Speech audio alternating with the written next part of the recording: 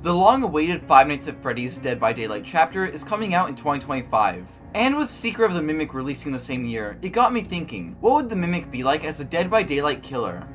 If you don't know who the Mimic is, he's an endoskeleton character first introduced in the Tales from the Pizzaplex books, and he later made his game debut in Five Nights at Freddy's Security Breach Ruin. He's been the main antagonist in the newer FNAF installments, and he's getting a prequel game, Secret of the Mimic. I'm a huge fan of him, and recently I've been getting more into Dead by Daylight. I thought it'd be fun to merge these two interests and make a concept for what the Mimic would be like in the game. Blake wrote most of this video since she knows a lot about Dead by Daylight, so huge thanks to her for that. Speaking of which, if you're unfamiliar with the game, Dead by Daylight is a party/horror game that takes place within the confines of a place known as the Entity's Realm. The Entity's Realm is a vast land full of devoured universes, all taken by a powerful being known as the Entity. The Entity is a godlike force of evil that feasts on the emotions of all the survivors and killers trapped inside of its realm. The best way for it to gather motion is from what's known as a trial. Whether killing or surviving, the Entity will play with our souls for all eternity. An endless hunt of fear and hope, pain and sacrifice, from which even death is no escape. The trials are when 4 survivors are dropped into a map, which can range from a neighborhood to a cabin to forgotten ruins once used by ancient Mesopotamians. During a trial, there are 5 generators that the survivors have to work together and repair while they're stalked and hunted by a ruthless killer, whose only goal is to sacrifice as many survivors as they can by hanging them on meat hooks provided by the Entity itself. Now that the basics are explained, we'll dive into a little bit of lore. Each survivor and killer is taken by what's known as the Fog, which is simply a form the Entity takes to bring people into its trials. The Observer describes the Fog as feeling alive, but we can cover him in another video.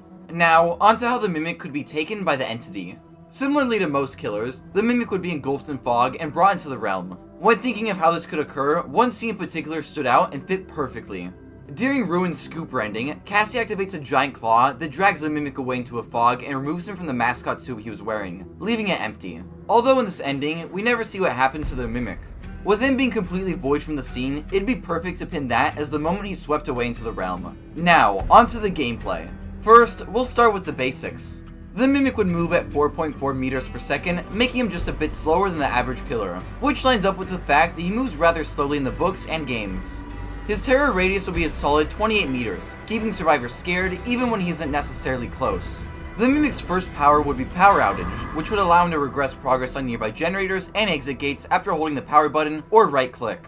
We created this idea based on the Mimic's ability to affect nearby electronics. The Mimic won't be able to attack while using this power and will slow down to a steady 4.2 meters per second. The next part of his power is called Easy Peasy, named after his iconic line from the books. When holding ability button 1 or the control key, this power will allow the Mimic to change into a spider form from the books. While in the spider form, the Mimic will speed up to a hasty 5.3 meters per second, allowing him to catch up to any survivor in his pursuit.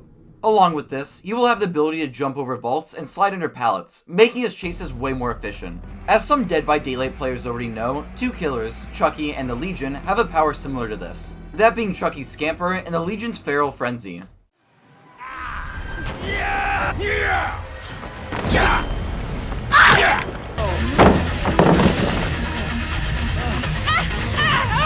To balance this fast form out, we decided the Mimic will not be able to attack nor use Power Outage while in this state, and his terror radius will increase to a large 32 meters, giving survivors time to run before he catches up to them. This power form seems super fun and unique. Along with that, it'd be great to use in game and fun to go against. Now, onto the Mimic's 3 personal perks. The first perk is Digital Disturbance. When entering a chase with any survivor holding an item, such as a flashlight, toolbox, or medkit, the durability of that item will slowly decrease. Once the chase is ended, their aggression will stop, leaving the survivor with a weak item that may even be unusable. His next perk is called Killed Hope. When damaging a generator, Killed Hope activates, granting you a speed boost for 10 seconds. If you can find and damage another generator within this time frame, the damage you do to it and every other consecutive generator damage will increase by 5%. If you end up hitting a survivor during the speed boost or damaging the same generator twice, then the perk deactivates and goes into cooldown. This perk's name is a reference to a scene in one of the books, where after the Mimic kills a teen named Hope, the other characters realize it affects nearby electronics. The Mimic's final perk is called Tap Hiss Rasp, in a reference to the sound his footsteps make in the books. This perk will grant you the undetectable status when a survivor interacts with a generator for the first time, and will also reveal the aura of the generator, allowing you to take them by surprise and have a strong start to the trial. Now that the perks are out of the way, let's take a look at the 2 iridescent add-ons for the Mimic. The first one is the Tiger Plush. This add-on completely removes the slowdown when using Power Outage, and brings the Mimic's base speed up to 4.6 meters per second rather than his normal 4.4. Although, in his spider form, he can no longer crawl over vaults or under pallets. This add-on is the power-changing add-on you see a lot of killers have. As described, this would bring up the Mimic's speed while also removing his ability to crawl past obstacles, making him more like a basic slasher. Although his spider form would still be useful, it wouldn't be as beneficial with this add-on. Now onto the next add-on, the Metal Tiger Head. This add-on makes it so when the spider Mimic crawls into a pallet, it will instantly break it without the Mimic having to do it himself. This iridescent add-on would speed up the game for the killer, allowing them to catch up to survivors even quicker now they don't have to manually break the pallets. With the gameplay out of the way, let's talk about the cosmetics purchasable for the Mimic. The Mimic's base cosmetics would pull from his appearance in Ruin. A dirty, burnt endoskeleton made of many dissonant parts. With this being his base skin, it would also receive a prestige cosmetic, covering it in blood, giving the Mimic more of an intimidating look. The Mimic's second cosmetic is Clean Up Robot, based on his appearance from the Tales from the Pizzaplex epilogues. This version of the Endo has a dark and discolored body, but his head is shiny and has bent rabbit ears attached. And both of his hands would be the type with sharp claws. The third cosmetic for the Mimic is Best Friend, which takes from his appearance in the story The Mimic and his earlier appearances. This cosmetic would replace his metal teeth with novelty chattering teeth, and would also clean up his entire body as a whole. Along with this, his hands would be replaced with metal pinchers, and all of his parts would look like as if they belong together, unlike the jumbled art that is the Mimic we see in game. The fourth cosmetic for the Mimic is the one we all know and love, Burn Trap. This new skin squeezes a fresh new corpse onto the Mimic, allowing him to resemble William Afton. Along with the newly fashioned torso, mask, and limbs, the Mimic decorated its antenna-like ears by stuffing some moldy green pieces onto them, creating a disguise that will get survivors wondering if the man himself is back from the dead. The fifth and final cosmetic is the Disturbed Cosplay, based on his appearance in Ruin's Scooper ending. This costume is an amalgamation of 3 different mascot suits, all ripped apart and stitched together to somewhat resemble Gregory. Unfortunately for the Mimic though, this costume looks more like something I'd seen in my nightmares rather than a 13-year-old boy. The Mimic would also come with a charm based on the Glamrock Freddy walkie-talkie he uses to communicate with Cassie in Ruin.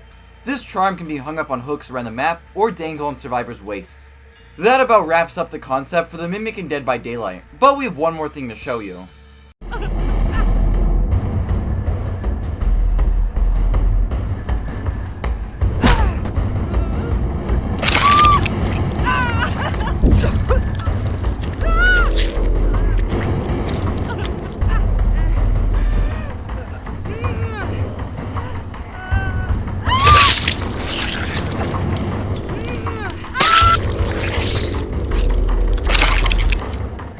With that done, I hope you enjoyed our Dead by Daylight Mimic Killer concept. And if you did, please consider liking the video and subscribing to our channel. It helps out a ton.